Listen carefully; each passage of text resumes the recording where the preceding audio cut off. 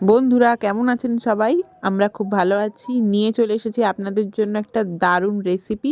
কামরানার আচার বানাবো আজকে। কামরানার এই টক ঝাল মিষ্টির আচারটা দেখতে হলে পুরো ভিডিওটা অবশ্যই দেখতে হবে।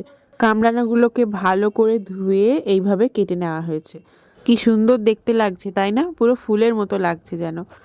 যাই হোক, তাহলে রেসিপিটা শুরু করা যাক। প্রথমে কড়াই পরিমাণ মতো সর্ষের তেল দিয়ে কয়েকটি শুকনো লঙ্কা মাঝখান থেকে চিড়ে ফেলে দিন। তারপরে ছোট চামচের 1 চামচ মতো 5 ফোড়ন দিন। একটু নেড়েচেড়ে সমস্ত কামরানাগুলো এর মধ্যে দিয়ে দিন।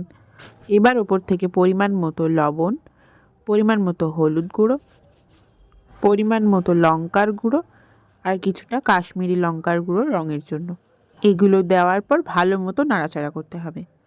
কিছুক্ষণ ভালো মতো নাড়াচাড়া করার পর ওপর থেকে ধনের গুঁড়ো আর পরিমাণ মতো চিনি দিতে হবে। চিনির ভাগটা এখানে একটু বেশিই থাকবে, কারণ টক ঝাল মিষ্টি আচার বুঝতেই পারছেন, তো চিনির পরিমাণটা একটু বেশি থাকবে। এবার ওপর থেকে মা দেখুন অনেকটাই ভিনিগার দিয়ে দিল, 4-5 চামচ তো হবেই।